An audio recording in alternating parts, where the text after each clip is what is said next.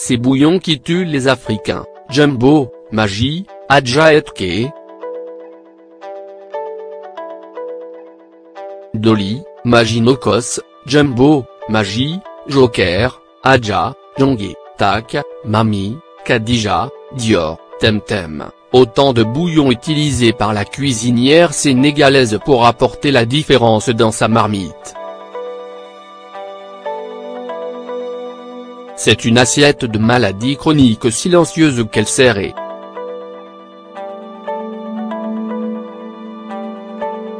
Le plat sénégalais serait-il devenu un vrai poison pour le citoyen lambda? La réponse coule de source, face à la recrudescence des maladies non transmissibles. L'espérance de vie au Sénégal en a pris aussi un sacré coup.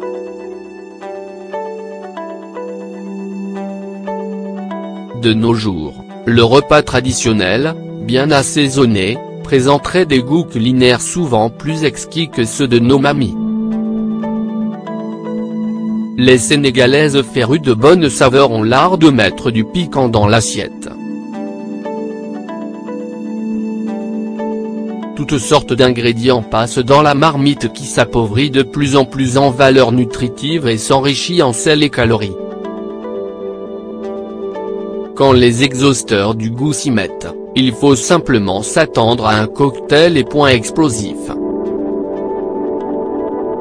Nombreux sont ceux qui pointent l'index sur la cuisinière, le poison est dans l'assiette. Aux Sénégalaises, il est reproché de mettre trop d'additifs culinaires dans la marmite pour aiguiser l'appétit, dénaturant le thiéboudine qui aurait été, à l'origine, un plat riche en protéines. Tomates en poudre et plus d'une dizaine de bouillons sont mis à l'actif.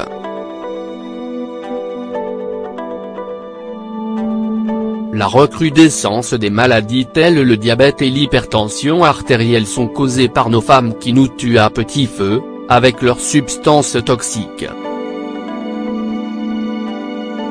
Nous sommes tout malades à cause d'elles.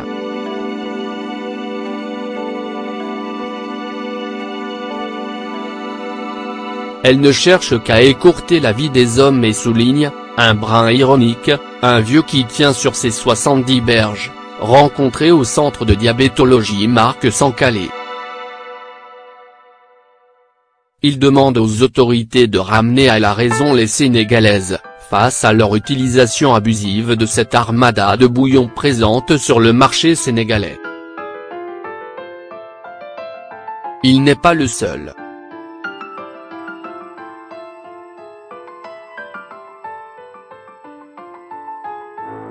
Le troisième âge se remémore, avec nostalgie, les recettes toute nature et sans artifice d'antan. À notre époque, on resplendissait de santé.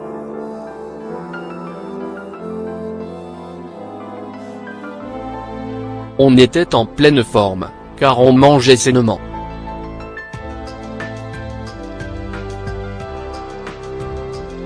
L'alimentation était meilleure.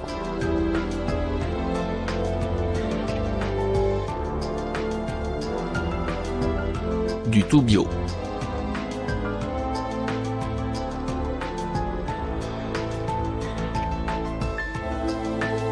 Le bouillon règle un problème économique.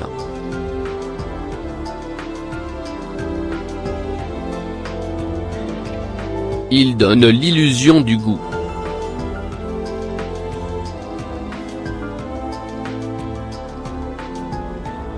Autre temps, autre réalité.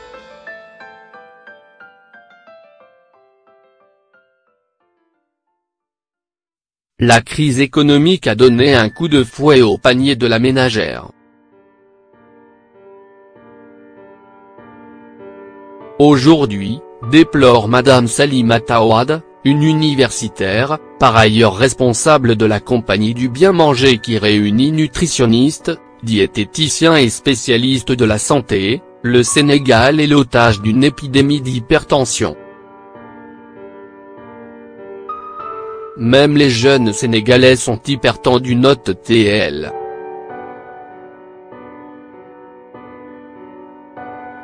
et ce à cause d'une alimentation trop riche en sel.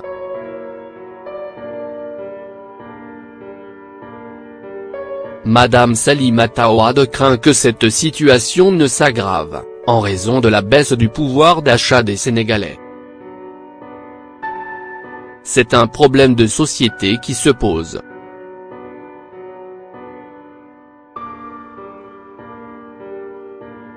La structure du budget n'est plus la même.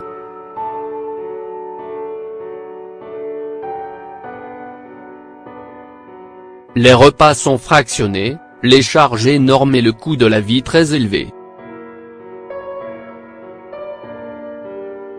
Quand elle passe à la loupe les habitudes alimentaires des Sénégalais, c'est pour détecter que le mal est d'une dimension économique.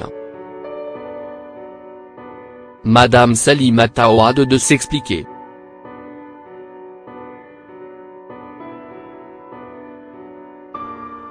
Jadis, dit-elle, nos mamans mettaient assez de viande, de tomates fraîches, de légumes frais et d'ingrédients dans la marmite.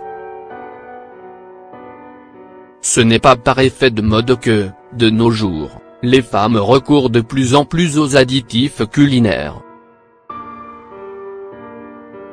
Les bouillons règlent une dimension économique.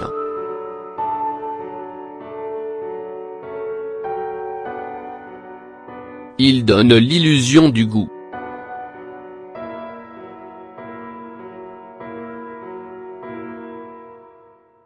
Du point de vue gustatif, cela donne de l'appétit.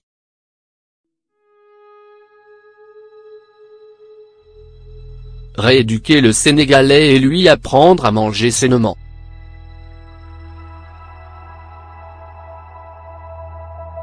Pour étayer sa thèse, la chercheuse de donner l'exemple de l'équation intenable de la ménagère sénégalaise qui dispose d'un maigre budget. Ce n'est pas facile avec une maigre somme de préparer du riz pour plus de 15 personnes avec un kg de viande ou peu de poisson. Tout est cher au marché.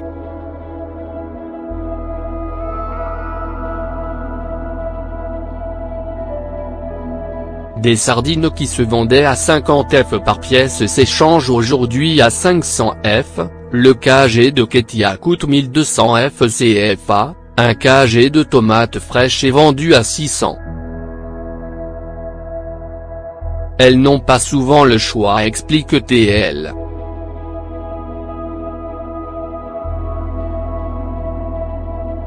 Pour résoudre une difficile équation, la ménagère n'y va par 4 chemins. Elle se rabat sur les multiples bouillons qui donnent le goût du poisson, de la tomate, des épices, de la viande ou des légumes. Il suffit juste de débourser au maximum 200 F pour s'offrir autant de saveurs.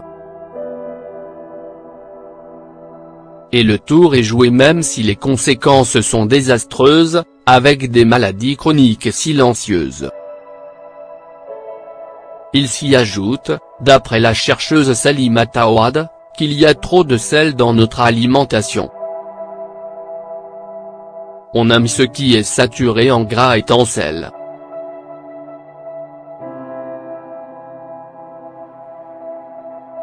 Mais pour l'universitaire, crever l'abcès exige de s'attaquer aux produits synthétiques qui inondent le marché sénégalais.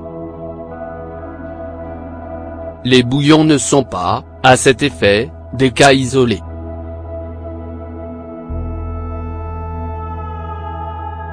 On ne boit plus, par exemple, du jus mais que des arômes qui sont des produits chimiques.